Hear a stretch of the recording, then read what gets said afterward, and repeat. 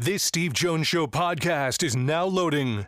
The Steve Jones Show podcast is presented by Sunbury Motor Company, Purdy Insurance, Brewers Outlet, and NIL Game Changers. It's 40.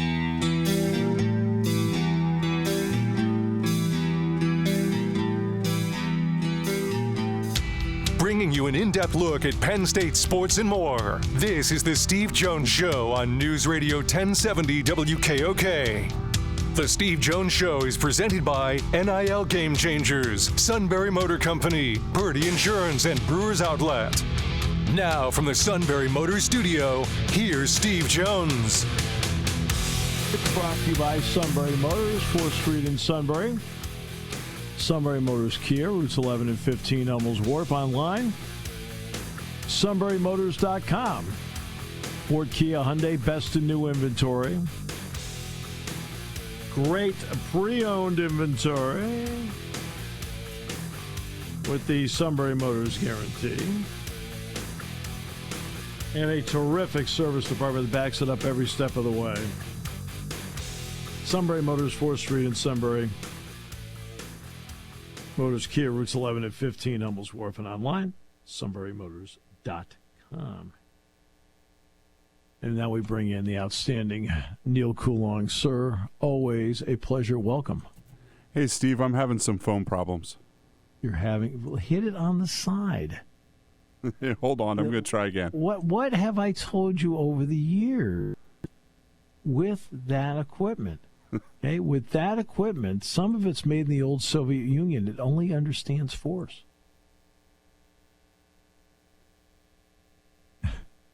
We'll get to Neal in a moment. All right. These things happen.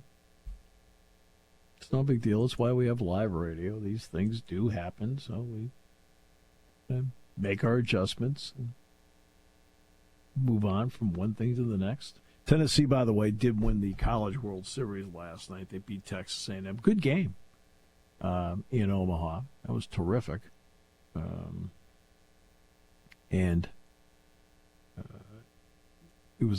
It started before the Stanley Cup Final last night. I watched more of the Stanley Cup Final than they did the baseball.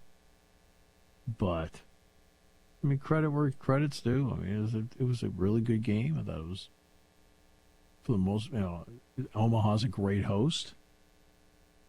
And it was great. So, enjoyed it. Yeah.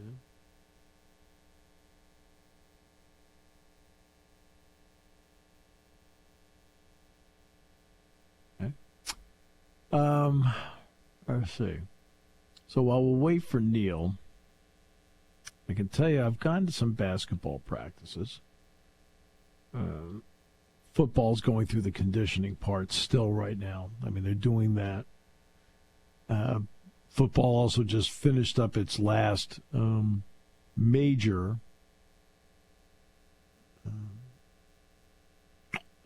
visit weekend. And I've seen some of the players, by the way. And, yes, I hear Neal on the line. Yes, I can always pick up on certain things. My good friend, to say it's always a pleasure would be an understatement. Thank you for being with us. Yes, indeed. As always, it is my great pleasure to be here. All right, so I want to start with the quarterback part of it because no matter what we talk about with the Steelers, and we haven't talked about it a lot, Russell Wilson, in some ways, this is like a rehabilitation assignment along the way. When you watch the Denver version of Russell Wilson, what do you think actually needs to be rehabbed on him in terms of his game? With Wilson, and I know Steelers fans have not liked hearing this since it happened, but there's a lot of work that needs to be done there. But I wouldn't say he needs to improve this as much as he can't do the stuff that they were asking him to do in Denver. I think the results are pretty obvious. If you watch him game to game, don't look at the stats. If you watch him game to game, he made a lot of mistakes. He didn't see plays happening the way they were drawn up. That was the frustration from Sean Payton. He made a lot of mental mistakes. stuff that, go with their record are not acceptable for a quarterback in the NFL. So they need to, I hate to use the word simplify, but they need to incorporate the things that he can do. And if you look at it in Denver, you're going to ask yourself, well, why didn't Sean Payton do that? Well, because he's Sean Payton, and they signed him for $20 million a year and probably had more sway within a new ownership group than the quarterback did. So I think a lot of what Wilson can do, he can throw the deep ball well, he throws it down the seam well. Have him be able to read a play as it's developing, probably fewer just quick one-hit reads. Let him see the play materializing in front of him, and that really means you need a little bit deeper of an offense. That's not something we've seen in Pittsburgh a whole lot lately, to put it mildly. To me, I think you have a good marriage of the skill set of a quarterback from the past with an offensive coordinator who can scheme around that concept from the past.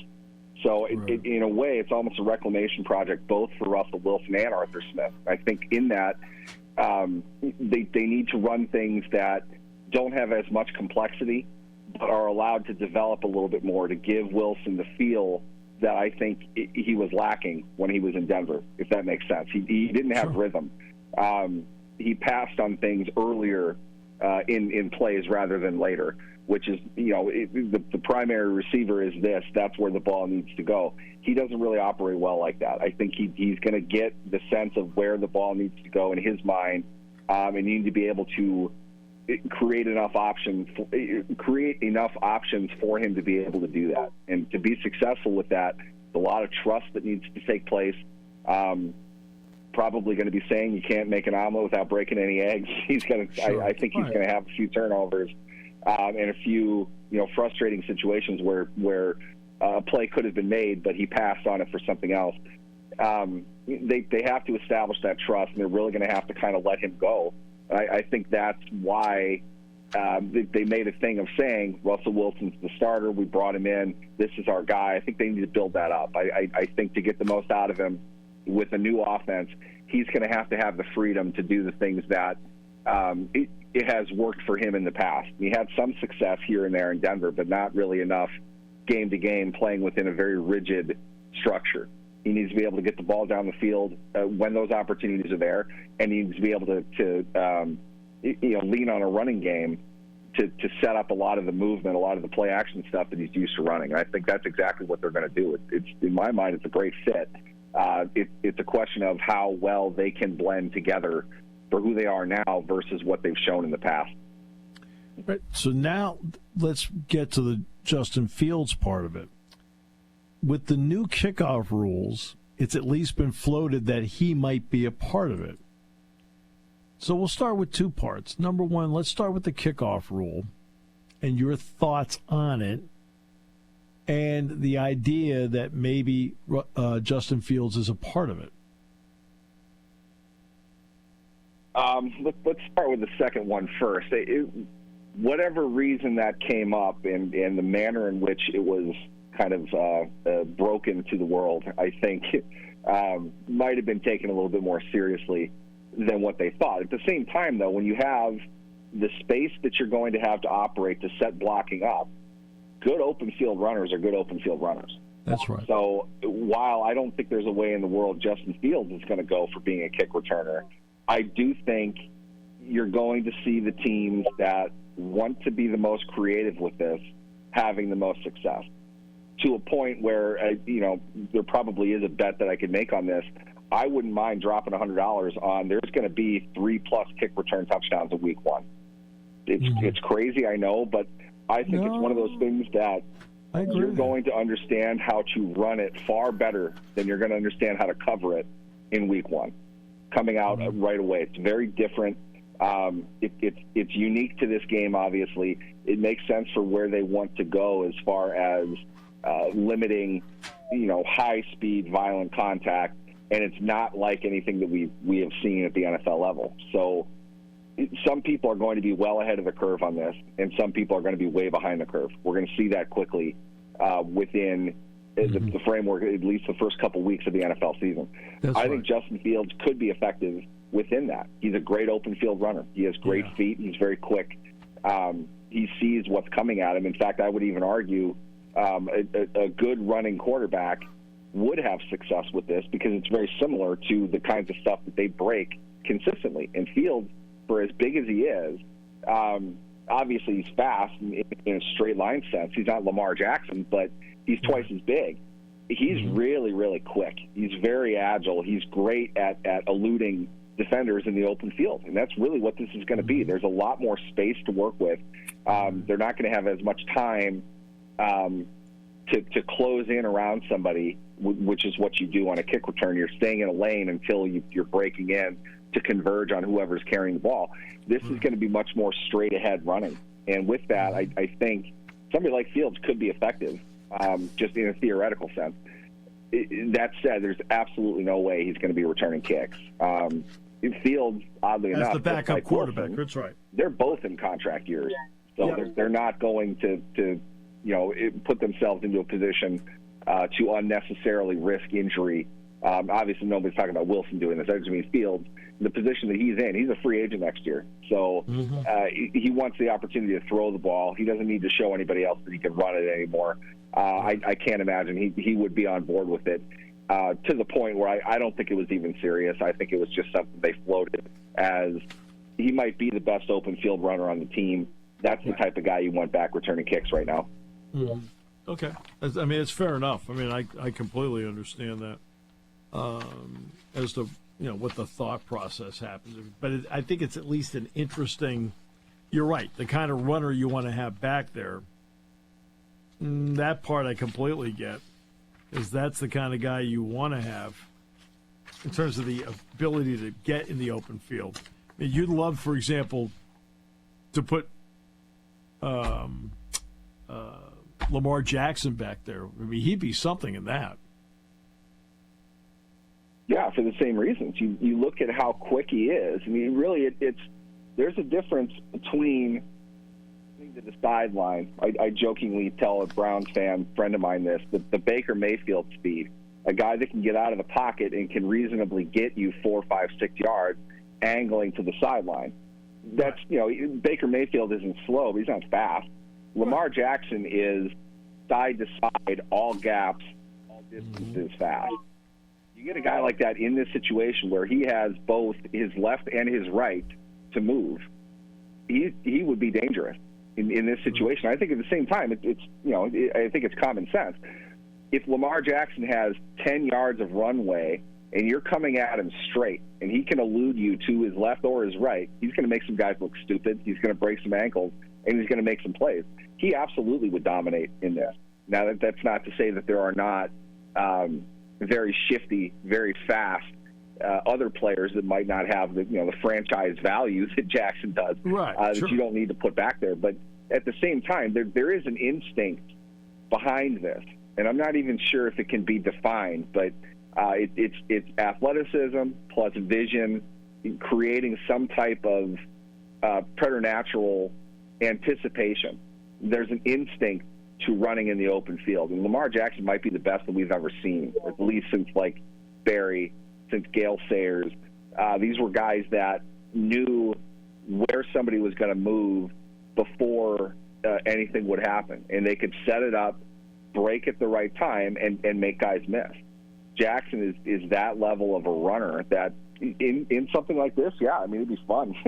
I totally get that there's no way they're going to do that, but I would enjoy watching Lamar Jackson in this kind of scenario. In fact, I hope in Madden 25 that's an option that's available. If I could have Lamar Jackson return kicks, maybe that'll actually compel me to play with the Ravens. I'm not sure. We'll see how that goes. But Jackson's a phenomenal runner, and this structure is going to open that up for lower level roster guys that need to do something to make a roster spot. And I think the kick returner is going to be a significant part of this upcoming season. And again, I'll say this throughout training camp and into the preseason, the teams that get this, the teams that can execute this, are going to be factors as the season goes on, because It's so different. There really isn't a whole lot to draw from. There are ideas, there are theories.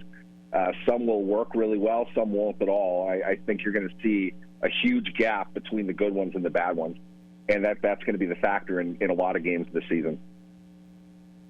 Oh, I think you're absolutely right about that. It is going to be. What kind of players do you need to cover this? And do you change as to how you block it because of what the alignment happens to be? That's one of the more convoluted things I think you're going to find. I've talked to a few people involved with special teams at various levels. They'll all give you the confident answer like they know what they're talking about, but it sounds a lot like the same as what they would do before. And it doesn't account for a different spacing. It doesn't account for the fact that blocking can't be the same. It's much more one-on-one. So really, what you're typically looking at is your linebackers, guys that can run with a good amount of speed and plug holes, fill lanes, get in the way until there's the big, kind of violent crash and the bodies fall everywhere. This is a lot more one-on-one. So in a way, it's almost like they're going from, real hard on the blocks, low post play basketball to today's open-ended, hit the three, corner three, transition three, something that's much more spaced out. It's much more one-on-one. They have not ever played special teams like that. So the right fit in my mind would be if you've got, to block, if you've got an offensive lineman that can run to a spot very quickly and get in the way of somebody that's going to be far quicker, be able to get inside their body and move them. In other words, it's either going to be a loss or a touchdown in a lot of ways if you have too many of those guys. You've got to be able to balance it out, and you're still doing all that with the constructs of a 53-man roster. They're still going to value the third-string linebacker, over perhaps the third-string tackle that they need on game day in certain situations. It's going to come down more to offense and defense than it will specifically special teams, minus your core special teams guys. What I mean by that is the advantages, I think, are going to be much more obvious, and guys are going to be playing, in a sense, out of position in a way. I would think the guy coming down, they have to break off blocks, straight-up blocks, elude them as opposed to overpower them. They're going to have rip, swim, all of those, dips, all of those kinds of moves to be able to get past the guy blocking them, because they're not double teaming. They're not going to have the space to be able to do that. In that, I think it's going to take a different player. They're going to have to be trained differently than what they've done. And the NFL, they don't spend a whole lot of time on special teams gunners. And they don't do this in college at all. So I don't even know. I think some people are going to take to it really well. Some coaches are going to take to it really well. But I think some are going to be absolute disasters as well. And that's going to create some significant plays and games. And we're not really going to understand why until we see it live. Maybe not even in the preseason. We might have to wait till the regular season to really flesh out what coaches want to do. But it's a much more heightened strategic part of the game, I think, than it's been in the past. And as a special teams dork, I think it's going to be fun. I enjoy the strategy that goes into it, why they're doing it, how they're doing it. There's a lot more emphasis now than there's been in the past. And I'm not even sure who's going to be great at it, but I'll bet there's going to be a stark difference between the ones that are doing it the best and the ones that aren't. I'm glad you brought up the preseason, because the preseason, look, a bunch of different guys play. You're paying, you're just wasting money if you're going to a preseason game unless you're a real diehard in terms of people you want to see. But when it comes to this, can you see teams putting out their best players right away because they need to see how it works in live competition? That's what I mean, though. It's I'm choosing my words carefully, but NFL coaches have earned the right to allow themselves to think that they know everything. Right. Yeah. And I just call it life experience. Very rarely do you know everything about something you've never done before. So I think humble ones are going to recognize this is way different. They're going to need to see it. And they can look at it in training camp all day long. It's you wouldn't have preseason games if you honestly felt training camp was the only thing you needed to do. The financial piece of it, I guess, that counts. But you're going to have to put guys in different situations, and you're really going to have to break them down individually. Are you going to put your kick return one team out there right away? Maybe you get them a couple snaps, but a lot of it is going to be mix and match different guys and kind of try to isolate them as individual competitors to compile the idea of what they have in front of them, what they need to work on, what worked and what didn't. I just think, honestly, in a lot of ways, preseason in particular, I think it's going to be a gong show. There's going to be a lot of crazy stuff that happens because there's a lot of things that you can do with this. And I, with all due respect to Danny Smith, for example, Steelers special teams coach, who forgot more football today than I will ever learn in 5 lifetimes. But there's no way he has a great sense of how this is going to work week 1 against Atlanta. There's just no way that's possible. And I'll bet he's going to be the first one to say that. They have a lot of ideas, but without being able to execute them in real time, real competition with the real officials on under the stadium lights, I don't think they know fully what they're getting into. But I also think Danny Smith is the type that can excel with this sort of thing. Maybe the Steelers are ahead of the curve in that regard. They're not going to truly know that, though, until they've got official uniforms on going up against a live opponent, whether that's preseason or week 1, to be honest. I would think the more reps, the better. That's just me. Well, having you on every week is my choice. That's just me. Well, I'm happy to be here. I'm glad you keep calling back. Yeah, well, believe me, we need you. Thanks so much, my friend. Have a great one. We'll talk next week. Definitely. Thanks for having me. Neal Coolong joining us. Take a break. Matt Catrillo in the next half hour.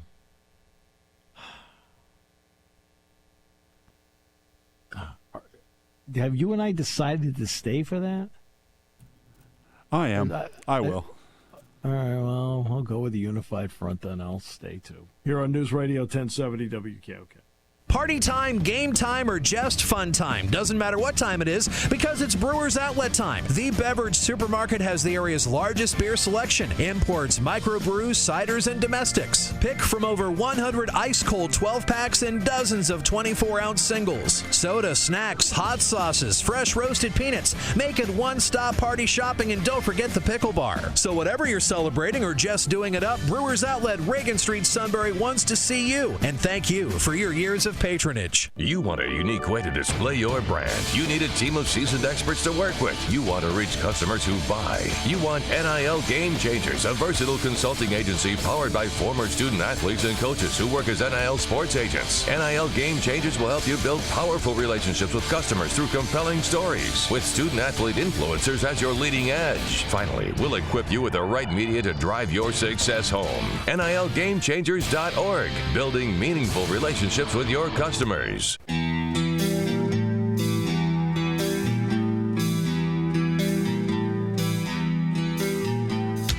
Bringing you an in-depth look at Penn State sports and more. This is the Steve Jones Show on News Radio 1070 WKOK. The Steve Jones Show is presented by Brewers Outlet, NIL Game Changers, Sunbury Motor Company, and Purdy Insurance. Now from the Sunbury Motor Studio, here's Steve Jones. And the final half hour of the show being brought to you by Purdy Insurance. Market Street in Sunbury. Go to purdyinsurance.com. Auto, home, life, business, boat, motorcycle, RV have a multitude of insurance needs. They handle them all and do everything they can to save you money. Great pros, great people. Purdy Insurance. Market Street in Sunbury. Go to purdyinsurance.com. Okay, everybody, take a deep breath. Giancarlo Stanton's agent's about to join us. I don't know if he's there yet or not. Do we have him, Todd?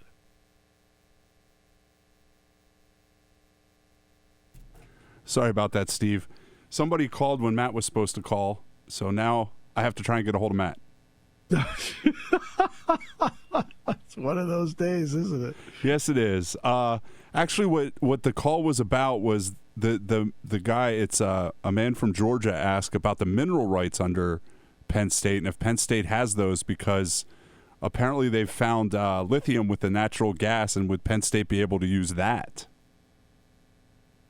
He didn't know if you would know that or not. Obviously. Well, they can, if it's their land, they can use it. But you mean the money from it? Yeah, the money from the mineral rights. Right. Well, the money from the mineral rights would go to the university, would not go to athletics. It wasn't actually anything I had thought about.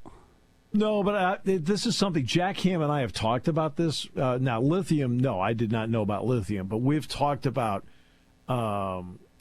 shale, natural gas, and Jack and I have talked about the ability from the shale to get oil on property that is on Penn State land or underneath. I mean, it doesn't matter. I mean, land goes straight down into perpetuity. It's yours.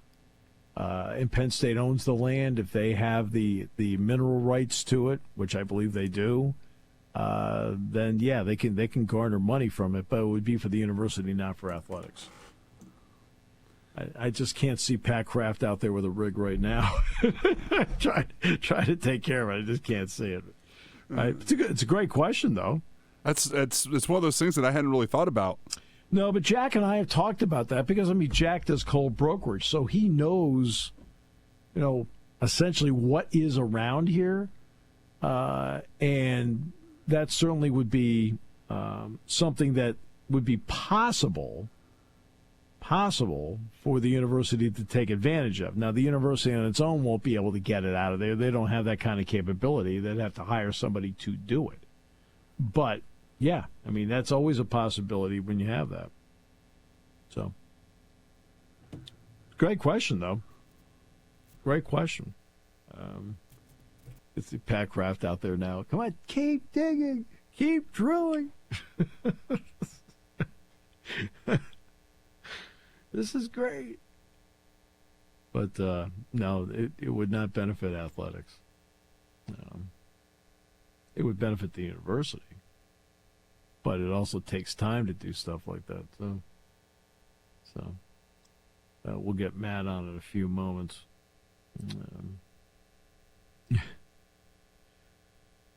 John Smoltz, by the way, says that analytics people in baseball have backtracked from even pretending to want to keep players healthy and are pushing pitch counts as a shield for criticism. He says the biggest problem in the game is injuries, and no one seems to want to address it. This just kind of look the other way and say, hey, it's part of the game. There are way too many injuries this year. Way too many injuries. Smoltz says in reality the emphasis on pitching velocity and spin rate has put an enormous burden on players' arms, and he is absolutely right about that. You are expected to go out there for your 1 inning, 2 innings, and throw as hard as you can and snap off as much as you can.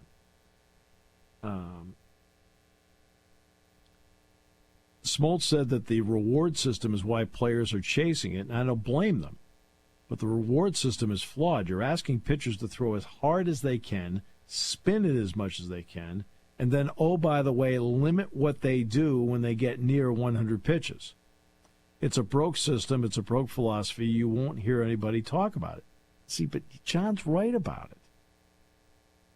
I've been talking about it for 10 years, but unless there's rules changes, nothing will change because philosophically they think this is the way to navigate a season.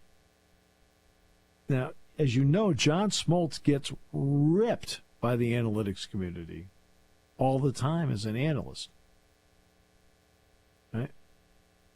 Remember, he pitched as a starter. He pitched as a closer. He had a long career. He knows how to pitch.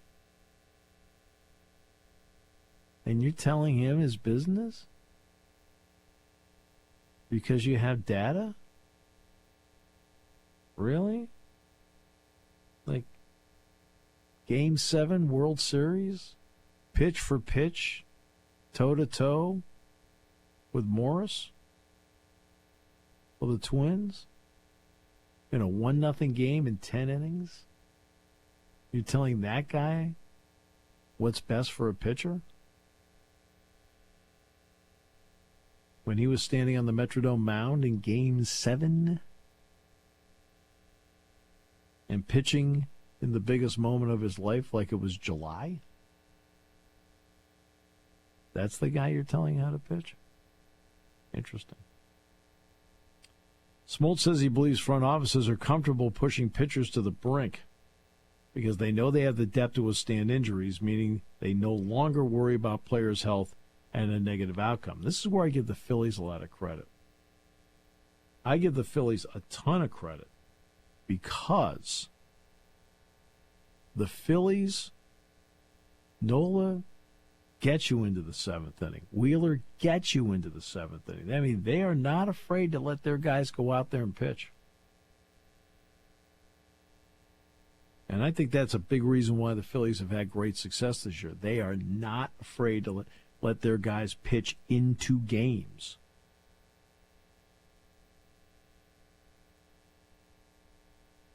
It's been a great philosophy. That's why when we had Scott Fransky on, no, was it Scott? It may have been Scott Lauber. And we were talking with him about it. He says the one concern is, have they given the bullpen guys enough work? Because the starter pitchers have been so good. Ranger Suarez has been off the charts. I mean, all three of those guys could be in the All-Star game. I mean, really.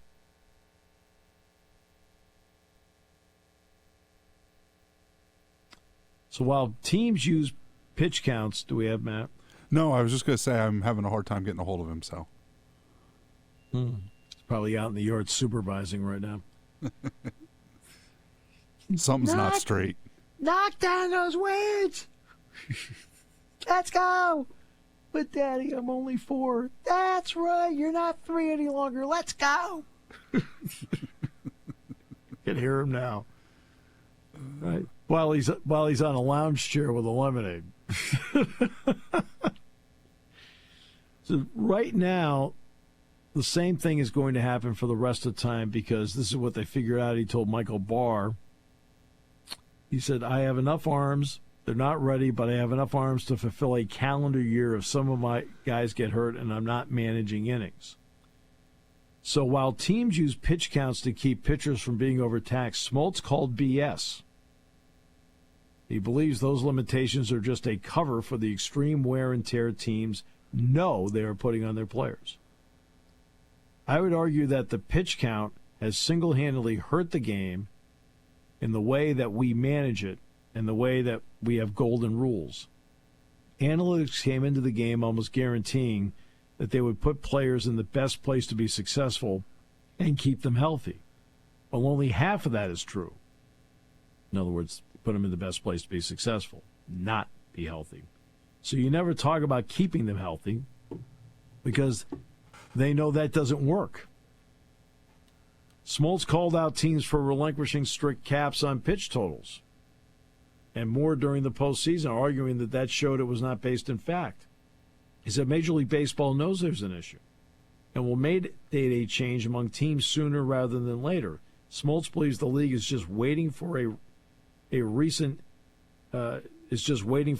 changes to game speed, defensive rules, and base paths to become more normal before they disrupt the game any further. That makes sense.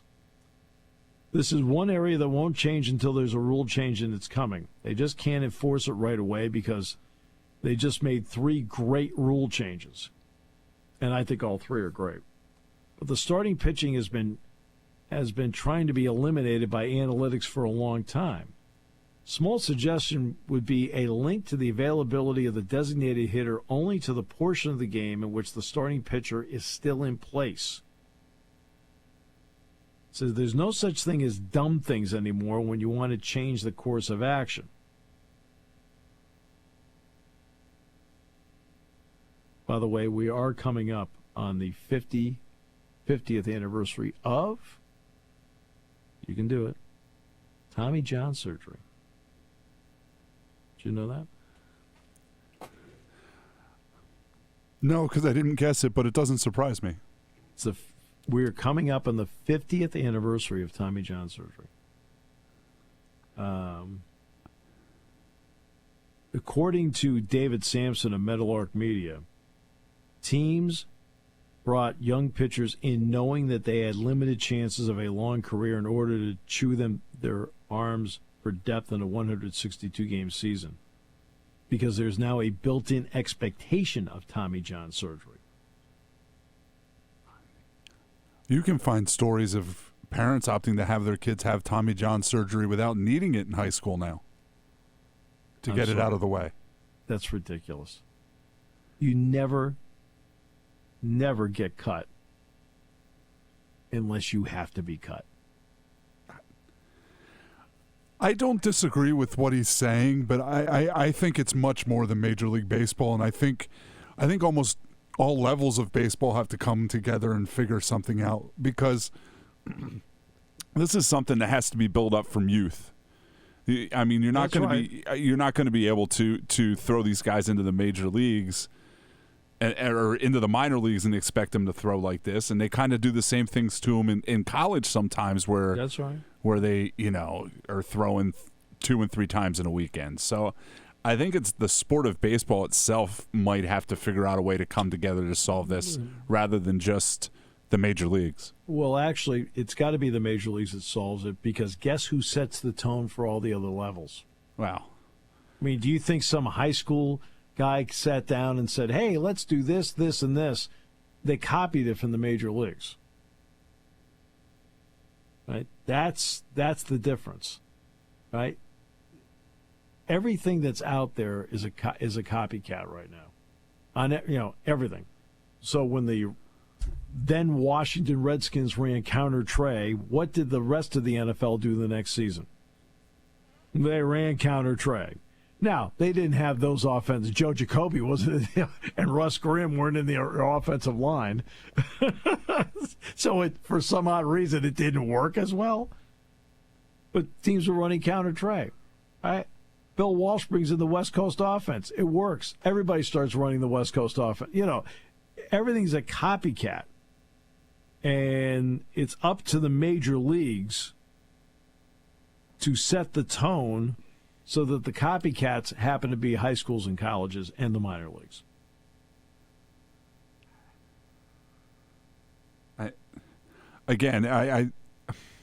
It's almost worse in youth baseball. I mean, Little League went to the pitch counts 15 years ago. Little League does a better job of it, but like the perfect game stuff and the ASA, there's very little pitching rules to these things, and that's where it's, that's where these kids are getting their arms hurt and having surgery when they're 14, and even reading the draft stuff now, I think there's 3 or 4 pitchers that are supposed to go in the first round that have already had Tommy John. Right, exactly. Oh, believe me, I broadcast baseball. I get bios on everybody. I know which ones have had Tommy John and which ones haven't. Like, okay, now if it's necessary, it's necessary. What bothers me is the statement you had that some people have had, some young people have had the surgery preemptively. No, if you don't have to be cut, don't get cut. That's a good rule of thumb. I mean, seriously, if you don't have to be cut,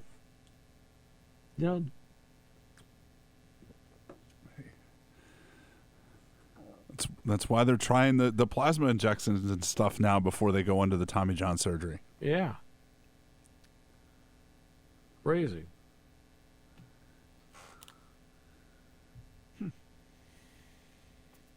Huh.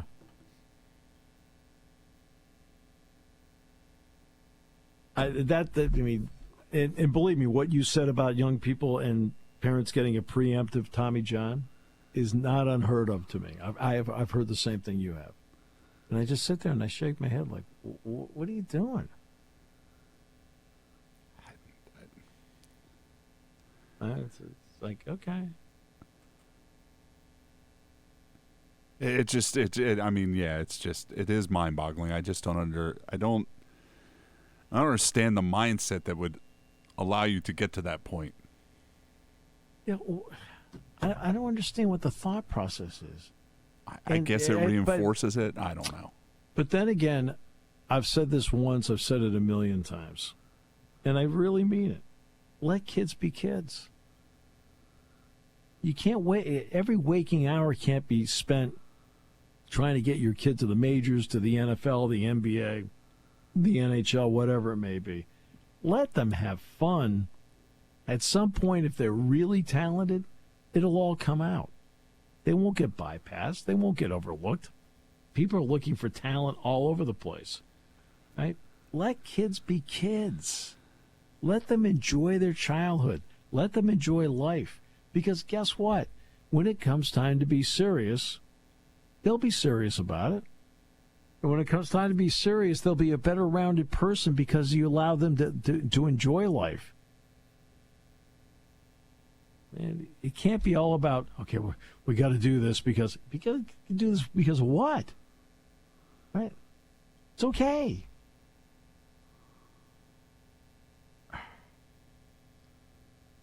Most parents are awesome.